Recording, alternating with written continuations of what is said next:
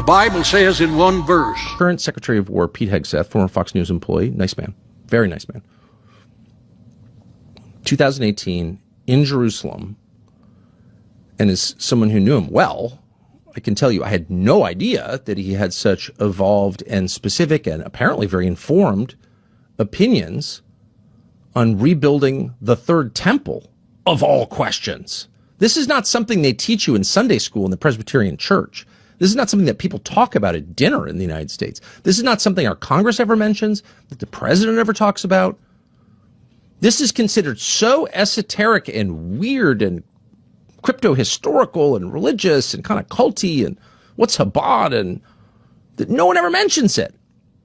But here's Pete Hegseth, football player from Princeton, going on about it in a way that suggests he's thought a lot about it. This is 2018. Today, Jennifer and I and others had a chance to go see the Western Wall of the Temple Mount, the Western Wall tunnels, so much of the old city. And as you stand there, you can't help but behold the miracle before you. And it got me thinking about another miracle that I hope all of you don't see too far away.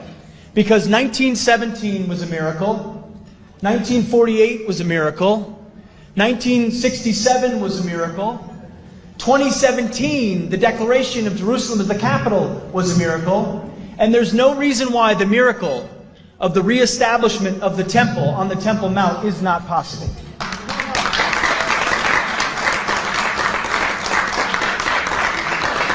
I don't know how it would happen, you don't know how it would happen, but I know that it could happen. What is that?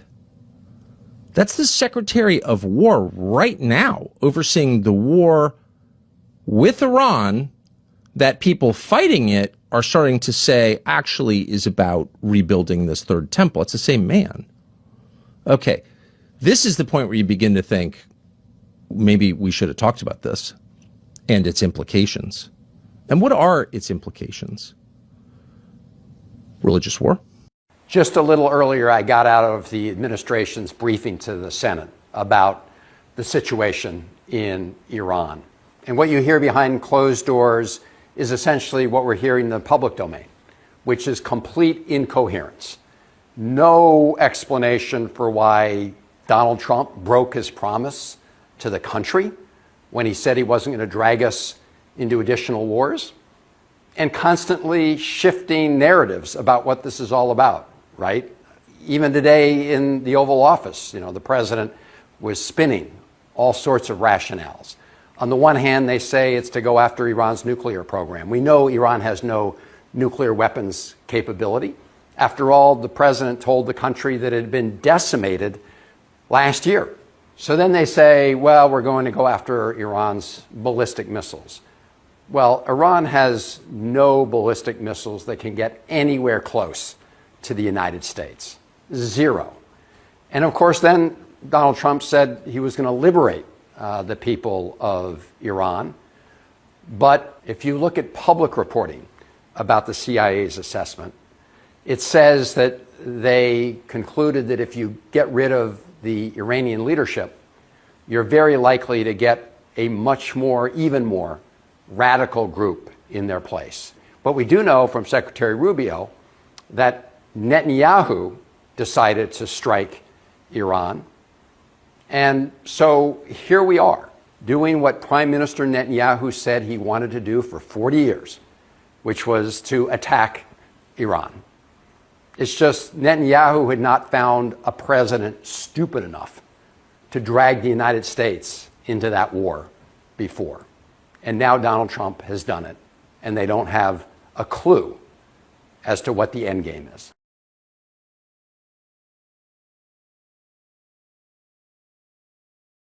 Iran is hitting these bases, aren't they? Iran is hitting these bases. It's having a lot of bad effect because one... But why is that? I thought our defenses the U.S. defenses were so strong. Because Israel's more important than the American clients in the Persian Gulf. الضابط السابق في الجيش الأمريكي ستانيسلاف كرابيفنيك يؤكد أن واشنطن أوهمت دول الخليج بقدرتها على حمايتهم، لكن صدموا بأن الدفاعات كلها توجه إلى إسرائيل. Israel has clear missions as well, for which we are grateful. Capable partners As we've said since the beginning, capable partners are good partners. Unlike so many of our traditional allies who wring their hands and clutch their pearls, hemming and hawing. As a military vet, I can vouch for that. The hotels that you see getting hit are the hotels that the military and the government officials stay at. That's where they all live. That's where they all hang out. The Crown Plaza that got hit in Bahrain, that's literally where like the SEAL teams stay. That's where the senior officers stay. The Palm Hotel in Dubai, same. This is American military base in Bahrain, and this is American military base in Qatar, and this one in Jordan, and this one right here in Abu Dhabi. All American military bases in the Middle East are getting directly hit by Iran. What happened to all the air defense systems like THAAD? Oh, wait, they're all protecting Israel. That's the only place that's not getting directly hit. What happened to all the America First patriots? The U.S. was purposely fed inaccurate information that this will never happen by their closest ally. Congratulations, the U.S. got suckered into another Middle East war on behalf of Israel. American bases in Bahrain and Kuwait and Qatar and Saudi Arabia are some of the biggest military installations the U.S. has anywhere on the planet.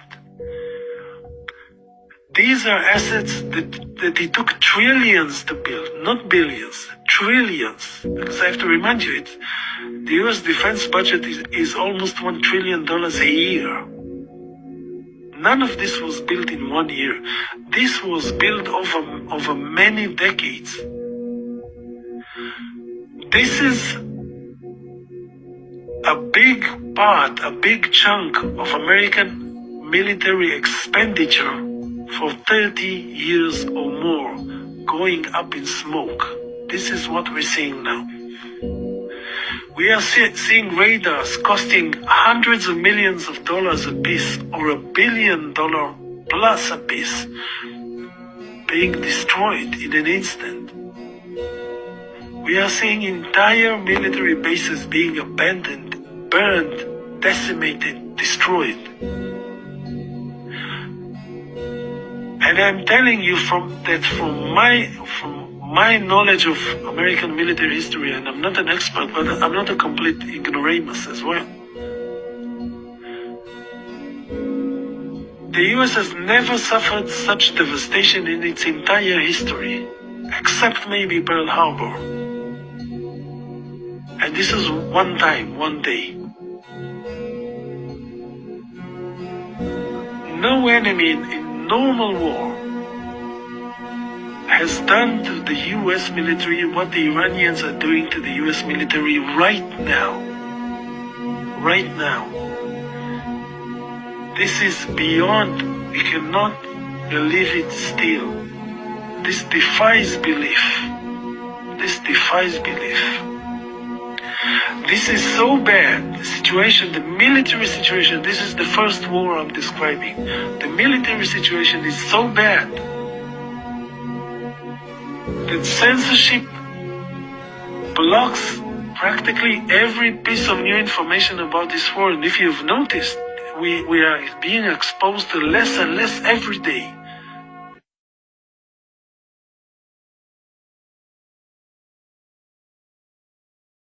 I was talking also to a Middle East expert not long ago, and he was saying that with these bases being obliterated, basically, to use a term, essentially he doesn't think, because he thinks the Arabs are going to be so irate with us for having kicked over this hornet's nest, because it is not going to end anytime soon. His belief is that once the war does end or settles down enough for us to say, hey, we're good, we're done, the Arabs are going to say, you're not building back in our countries anymore. So why would they? We didn't defend them. Of I mean, course. this is a reciprocal relationship. They're not doing this because they love us. They give us agree. deals on billions, hundreds of billions in foreign investment in the United States, right. all this. But in exchange, we promised to protect them, and we didn't. That's right. And in fact, there's reports, and I think they're credible. In fact, the Saudi official was complaining about this 2 days ago. Basically, whatever air defense systems were in these Arab countries were sent over to Israel. Yeah. And they actually left our own bases and people vulnerable. our own government did to protect Israeli targets rather than to protect our men and women in uniform. Do you believe that's true? Do you believe the U.S. government prioritized Israel over our own troops? If you had asked me this a year or two ago, I would have said no way. But after seeing that Huckabee interview, by the way, bravo. After seeing that Huckabee interview, I can't imagine how we didn't do that. I mean, it is very clear the United States is being led around the nose right now by what should be its proxy. I mean, let's get it real. I mean, it should be, so they're the housekeeper. We're the homeowner. Like, what is this? I don't get it. No, I'm serious. I don't understand. I agree.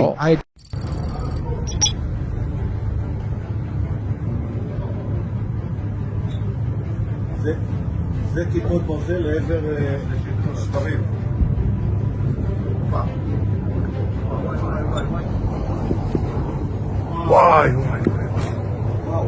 וואי.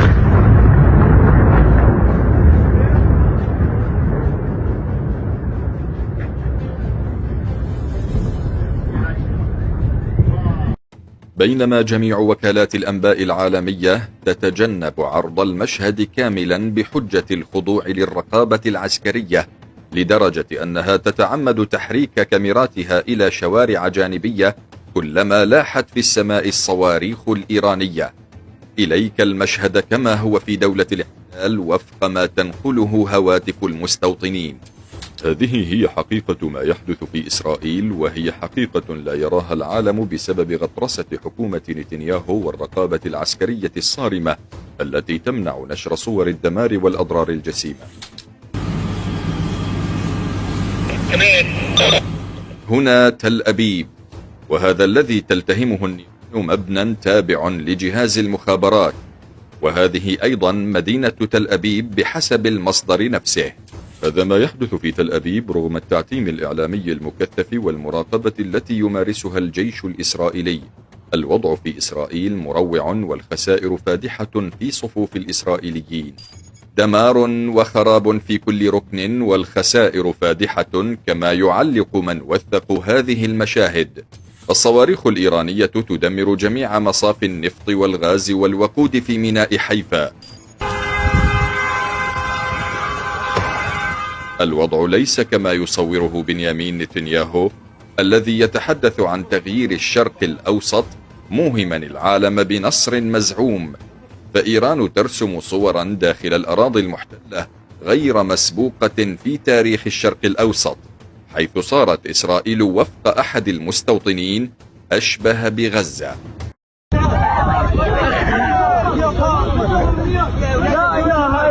المطار دخل المطار، المطار ندخل يا ولاد، يلا المطار يلا المطار ندخل لا المطار ده يمنع عن تحرك 200 المطار. يا رب الله يا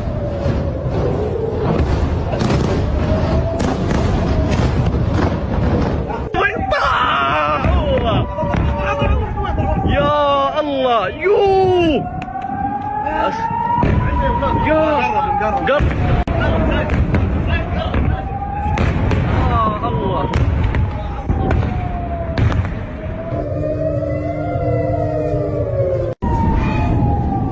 يا ابوي وصلنا الطلق.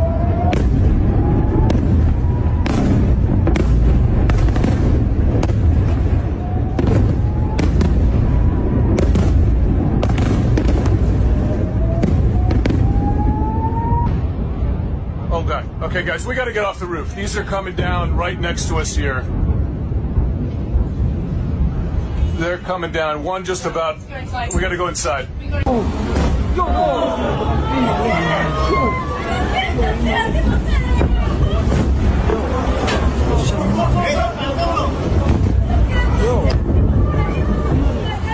Oi, ראית את זה? כן.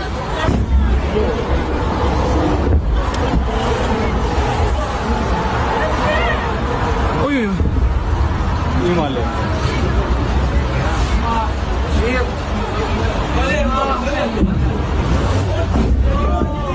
מדהימים גם לא יעשו.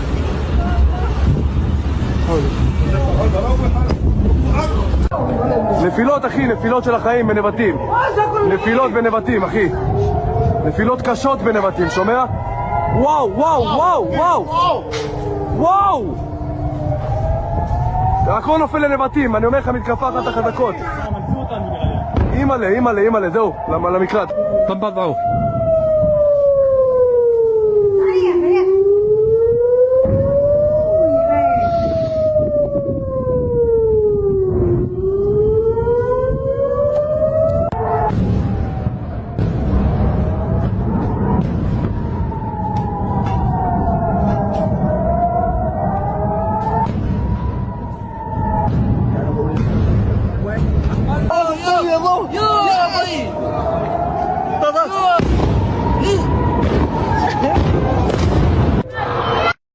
And secondly, because the mass media, CNN, BBC, Sky News, have accepted Israeli censorship and are therefore not broadcasting the footage that they have taken over a Tel Aviv that now looks like Gaza. How do I know that?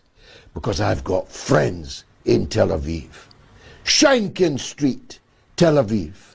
Near Dizengoff Square, Tel Aviv.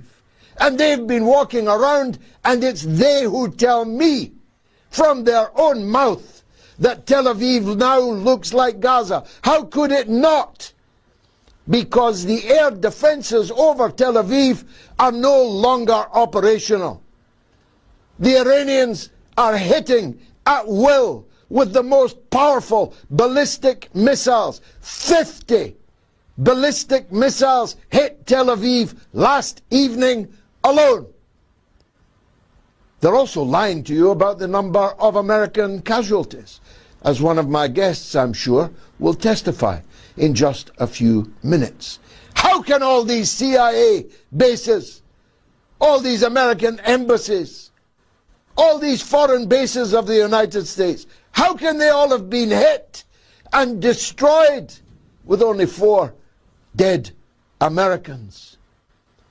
I'm going to take a flyer, and it's this. There are approaching 1,000 dead Americans, and they can't be hidden forever. I've only 1 minute to tell you that just minutes ago, over in Moscow, President Putin said, well, the European Union is going to stop all imports of Russian gas in 9 months' time. So we really should stop the supply of European gas now and sell our gas to more promising markets. That's what he just said on the day that natural gas prices doubled in Europe. In 1 day of war, of the markets being open, they doubled. After Putin's remarks, they'll double again tomorrow.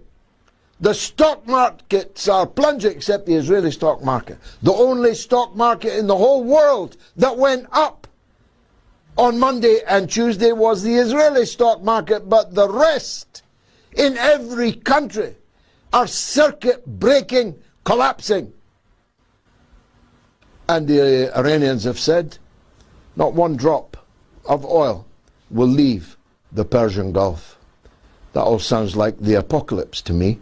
This administration has committed more war crimes in the last few days than I think any country since Adolf Hitler committed. And that is an incredible condemnation of this entire process. We have bombed civilians relentlessly. We have bombed a school. We have bombed a hospital. We have struck facilities in the nature of Tehran's oil capacity that is now putting black poison all over 10+ million people. And we are essentially not bombing ballistic missile sites and bombing war materiel. We're bombing people. We took a lesson from the IDF, if you will. We are bombing people, as incidentally they are still doing in Gaza and doing now in Lebanon to a fare thee well. These are all war crimes, and one wishes with fond hope that someday we might be called before the bar of justice and have to account for these war crimes. And on top of all of that, And this is the real serious problem here for America. Trump and Hegseth and Rubio and the other entourage of their national security complex have completely misjudged the nature of this war, as has to a certain extent Bibi Netanyahu. This is a country as big as Western Europe with 93 million people, probably 90 million of whom will fight us to the bitter death, who live in terrain that almost killed Alexander the Great. It is entirely inhospitable to military operations, and Trump is actually talking about putting ground forces there. And the only way he will be able to claim any nature of victory is to do that. Only that will be the end of the empire's presence in the Levant and the Middle East in general, because we will not be able to sustain that economically, physically. We do not have the soldiers or Marines to do that. But that's what he's talking about. This is pure nonsense. So this is a war with long legs. Trump has completely misinterpreted it. The only one who's interpreted it correctly is Bibi Netanyahu, and I think he's ready to use a nuclear weapon should it become as bad as it looks like it might right now, because Iran has not even began to shoot its most sophisticated missiles. And now the second and third class of those missiles is getting through almost without opposition, are going to do to Israel once they're fired. And they're still there, and they're still ready to fire. Now they want to ask for a ceasefire again. Why would Trump's people indirectly have sought 2 ceasefires in these 10 days? Because we lost the war, and they know it. This war can't be won. They sought the ceasefire early on to prevent what's happening now, which is, a global energy security crisis and, the destabilization of the global economy because of high energy prices. Now that this happened, they need to reverse this. They need to end this. So they're asking for a ceasefire. The Iranians are 100% correct, because a ceasefire today simply resets the map. Iran has suffered so much, sacrificed so much to achieve the position they're at today, where they have strategic superiority over both the United States and Israel in this conflict. Israel is defenseless. Iran's getting ready to turn up the heat. The Gulf Arab states are defenseless. In the United States, there's nothing the United States can do to stop Iran. And what could happen next is, if we continue to strike, for instance, if Israel continues to strike strategic energy-related targets inside Iran, Iran will destroy the totality of the energy production capacity of the Middle East. And that's game, set, match. It can't be replaced. The people that will win in the long run will be Russia, which is sitting in the catbird seat right now. China, because China will have a strategic relationship with Russia, and Russia will provide them with the energy. India is going to be a disastrous loser, You only have to look at the lines of Indians trying to fill up their canisters with gas. India picked the wrong side. They chose Israel over Iran, a fellow BRICS member. So India is going to pay a horrible price. Europe is going to collapse. And the United States is going to suffer the consequences as well, because even though we're energy independent in theory, we're not. The oil market is part of a global market. The petrodollar is part of a global market. We can't isolate ourselves from the world. We are linked to the world. So when prices spike globally, they spike at home, unless the president can do something to offset it. But in order to do that, you need a strategic petroleum reserve that's been fully stocked. Ours hasn't, because the president hasn't done his job. So you're going to see increasing moves by the president to bring an end to this conflict. He may try to declare victory down the road. What he's going to try to do, if I'm a guessing man, is he's going to try and kill the new supreme leader. And once he murders that supreme leader, he will declare victory and walk away, not understanding that the Iranians will never let him walk away. If Israel and the United States cannot defeat Iran, and you have a regime in place that wants nuclear weapons, that means there's no conventional option for preventing Iran from getting nuclear weapons. How are you going to do that? I think then the Israelis will think about using nuclear weapons against any incipient Iranian nuclear capability. I think this is a remarkably dangerous situation. If the Israelis lose in Iran, they will be fully aware that they lost. They will be fully aware that they will have enraged the Iranian body populace. They will be fully aware that an Iran with nuclear weapons will be very, very dangerous from Israel's perspective, and they will go to great lengths to prevent that. And if they can't prevent it through conventional means, then we get to a scenario where they think about using nuclear weapons. And as we know, there's no state on the planet that is more ruthless, more murderous than the Israelis. So the idea that they would use nuclear weapons is certainly plausible. And I really worry about this scenario. We can't defend against what the Iranians are going to throw against Israel. We can't defend what they're going to throw against us. We can't defend what they're going to throw against the region. And that's the other voice here too. Saudi Arabia, Azerbaijan, Kuwait, United Arab Emirates, all of these oil producing, gas producing nations will lose the totality of their energy production capacity if there's a major regional conflict. This will not only be devastating for them, but the world. You mentioned Donald Trump's, popularity or unpopularity rating. It's going bad now because of some of the domestic policies he's made. If he goes to war against Iran, he's sunk. He not only will lose the House, he could very well lose the Senate. And if he's not careful, he could lose the Senate to the degree where he could get convicted once he's impeached, because he will be impeached. There's no doubt about that. If Donald Trump attacks Iran, he will be impeached because he will lose the House. And if he attacks Iran and we have thousands of American dead, we have a collapsed economy because this man went on a war of choice that could have been avoided had he been serious about diplomacy. Keeps going on. I'm warning that there's going to be a false flag attack, another 9/11 that's going to unite the people to support this war. It's going to happen in Europe. It's going to happen in America. And you're seeing all the stuff, the anti-Muslim, anti-Islamic stuff coming out. Get ready for the 9th crusade.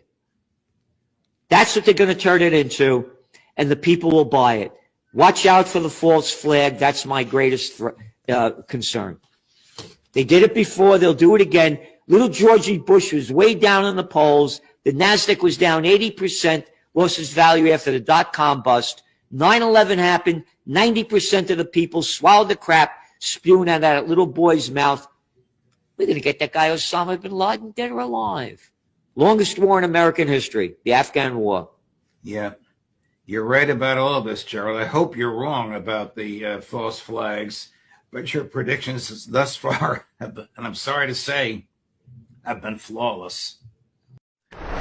So I think we're seeing the world sort of move in an entirely new direction. I would argue this is the end of Sykes-Picot. I think the maps are going to change. I'll be very surprised if all these family dictatorships in the Persian Gulf survive in their current form. I think the damage that's being done economically is going to stay with us for some period of time. The Indians have already turned to purchase oil again from the Russians, and that makes perfect sense for them. I'm surprised they ever went along with us to begin with. The dollar is losing airspeed and altitude. Economically, this is a catastrophe. Financially, for us, I think it's a disaster. It's going to take more time, but over time, it's going to get worse for us. Remember, we are the ones that have been boasting to the world about how powerful we are and how the entire world needs to shake in fear of the American military power. Well, then people are going to expect us to perform. Iran, on the other hand, hasn't got to do anything other than survive. As long as Iran survives and the longer the war lasts, the weaker we look, the weaker Israel looks, and the stronger Iran looks. And I think Iran is going to survive. I don't see any evidence that it's going to suddenly pick up the phone, call Washington, and beg for mercy. Don't see that happening. So we're in a real trick. I think at the end of the day, we're going to be swept out of the region. Look at what's happening in Iraq right now. The Shia are rising, and the Iraqi government wants us out of the country. It's wanted us out for years. I think we're going to have to get out. I don't think anybody living in the Gulf is going to want us in proximity to any of their harbors or airports or anything else. So I think this is a developing disaster for us. And Israel's Iron Dome isn't working very well. And although we are definitely trying to fire missiles in support of Israel at air and missile defense, the Iranians seem to have moved technologically much further than we anticipated. They are now able to deliver missiles that have decoys that, produce multiple warheads, and then the real dangerous missile that you're trying to penetrate with flies through while we are preoccupied with decoys. So this is not working terribly well for us. But the interesting part is, in the West, the media, as always, is showing us a wonderful picture of American and Israeli military success. It's quite astonishing. I don't think that's the picture the rest of the world is beginning to get. I came on the show this morning of a situation where, let's say, the United States launches a few massive attacks over the next week or two.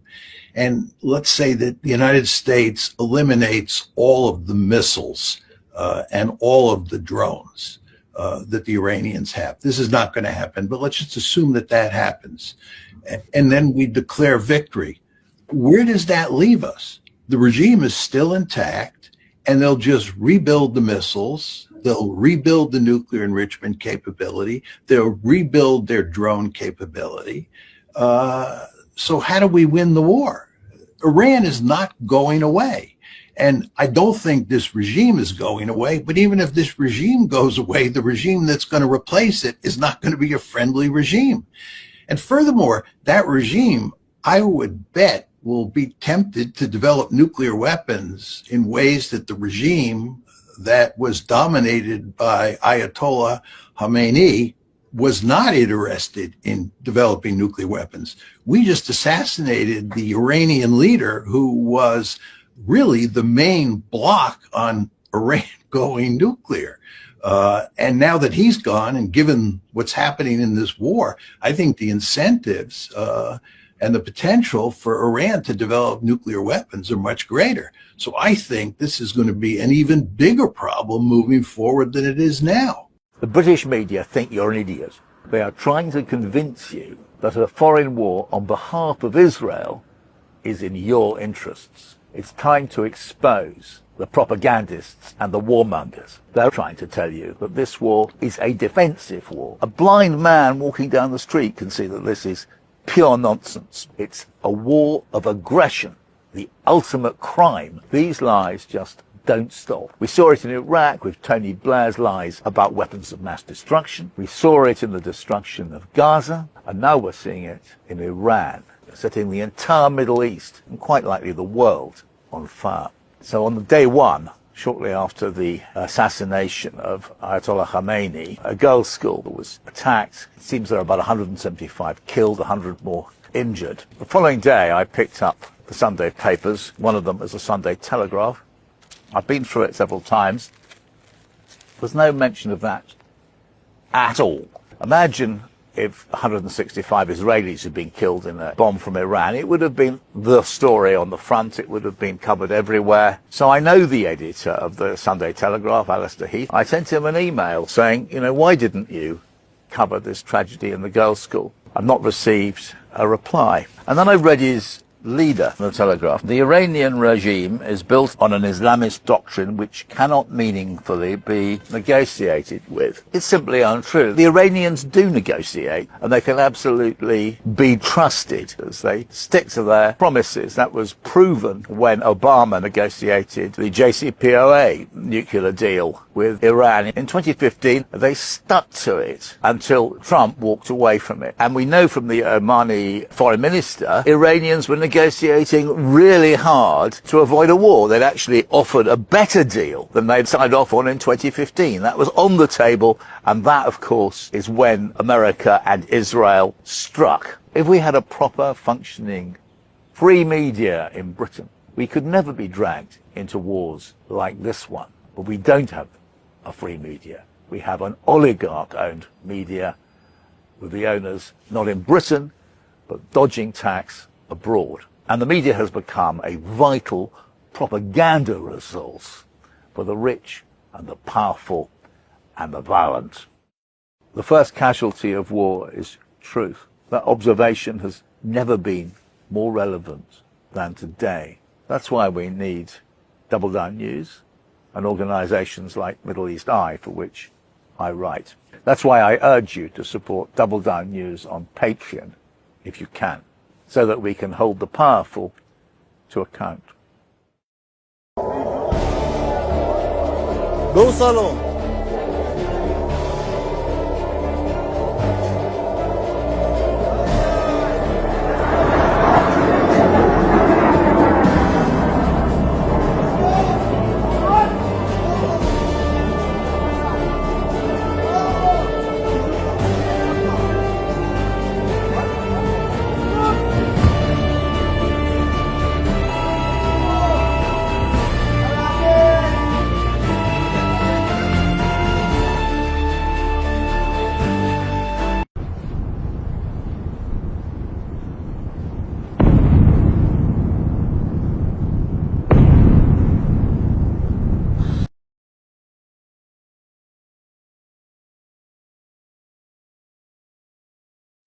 A tectonic shift is taking place in the Arab world. It's nothing to do with the temporary and patchable squabbles of princes or spoils or alliances.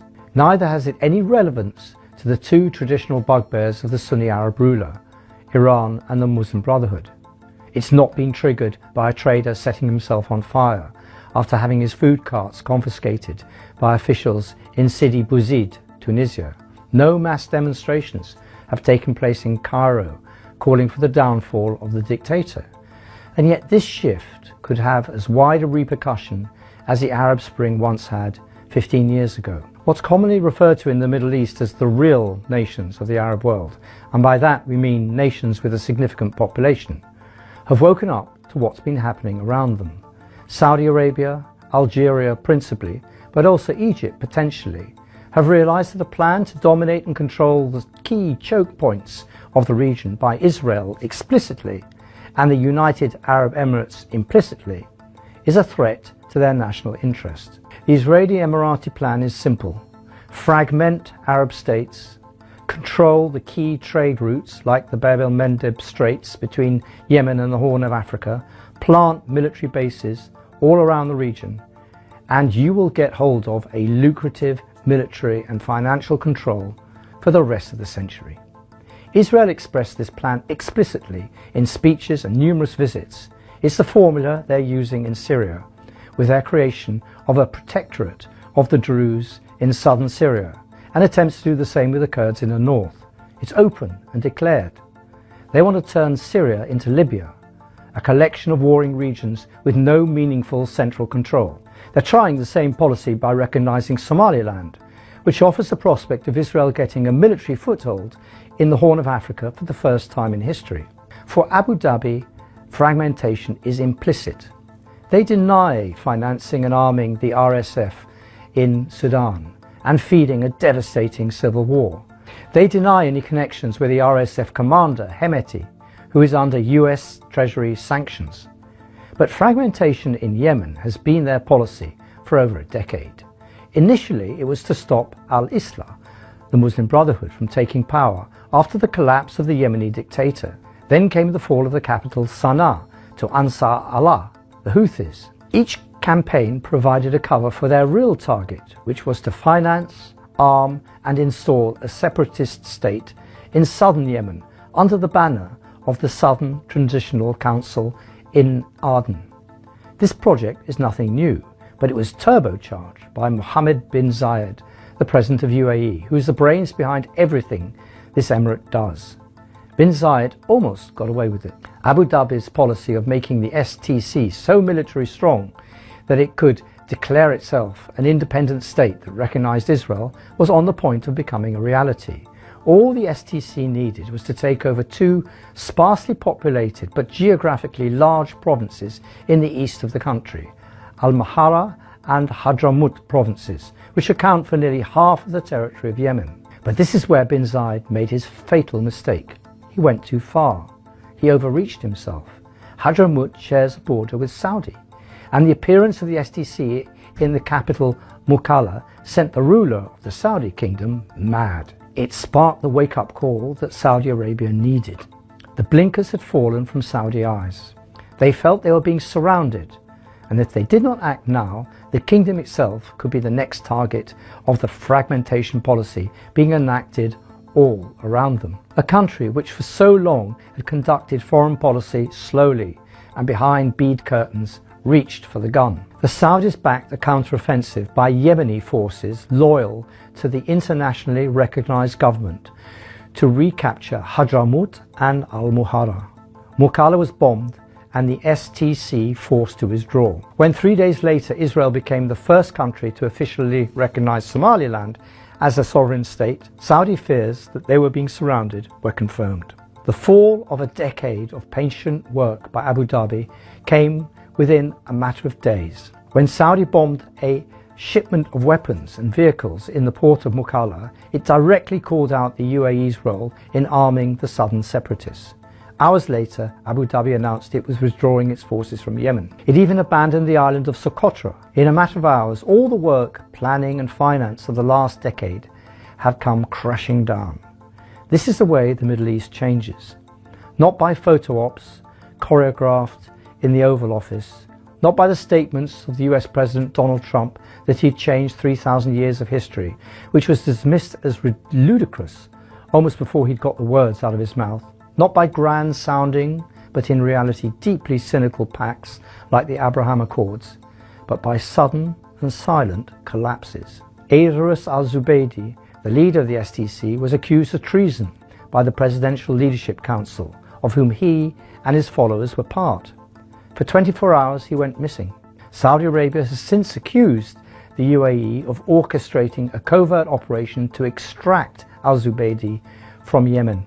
It was the single worst day for little Sparta's dreams to dominate the region in living memory. Saudi social media, the licensed and highly controlled voice of the kingdom, went wild. One post featured a Saudi F-16 whizzing through the sky to the tune of a song in English, which went viral. The lyrics ran, "Whoever threatened us with lions in the lion's den, we stormed the den and found no one there. Ma'azi II, the nickname of the founder of the kingdom, King Abdulaziz, now applied to MBS, has no 40 lookalikes. He resembles only his grandfather and his father, Abu Fahd." And sedition, kindled by the accursed devil, was extinguished in its infancy by Mazi. These words do not need parsing. The message is all too clear. The devil is now MBZ. And that's how he's being described by its neighbour and former ally. This is a massive sea change, and I think it's a terminal one. This is not something that will be possible to patch over. It is telling that in the midst of the Saudis' decisive action in Yemen, the Saudi king and crown prince called for the public Saudi national campaign to donate for Palestinians. It collected 700 million riyals and is still going. So the people who run the kingdom haven't changed. But what has changed is this: they have at last realized that the Emirati and Israeli regional plans are a threat to their own sovereignty and their own kingdom. And that is a red line for any Saudi ruling elite. MBZ knows he cannot mess with his neighbor. Saudi Arabia has a population of 35.5 million. The UAE has a population of 10 million, but only 1 million of those are citizens. End of story. Saudi's wake-up call has to be welcomed by anyone seeking an exit from the doom loop of failed American interventions and permanent Israeli occupation in the Middle East. Yes, the US President Donald Trump still wields all the military power. And yes, there's nothing to stop Benjamin Netanyahu from continuing war and occupation in Gaza, southern Lebanon, southern Syria, from here to eternity. America under Trump can kidnap the president of Venezuela. It can drop a company of special forces on Greenland, plant a flag in the ice and declare it US sovereign territory. Trump can bomb Iran for a second or third time and ruin any economy around the world if they don't play ball. No one is disputing this. But what neither he nor Netanyahu can do is deal with the consequences of their invasions, any more than George Bush could stop 7 years of civil war after he'd invaded Iraq. The Saudi kingdom does not need to respond symmetrically to Israel's clear and overt plans for regional domination, nor will it. but it can start to make life very difficult for the two little Spartas, the UAE and Israel, who are sowing the seeds of civil war and conflict all around the Middle East. In winning every battle they started, but in losing every war, America and Israel have overreached themselves. Trump's latest tweet that the Venezuelans can only buy American goods with money they generate from the oil that America is about to seize back from them is typical of a president crazed with power. Has Trump looked at the map? Venezuela is twice the size of Iraq and is largely forested, and its people are armed to the teeth. Trump and Netanyahu think they can do what they want when they want. It's long past the time for an Arab leader to stand up to them and tell them they can't.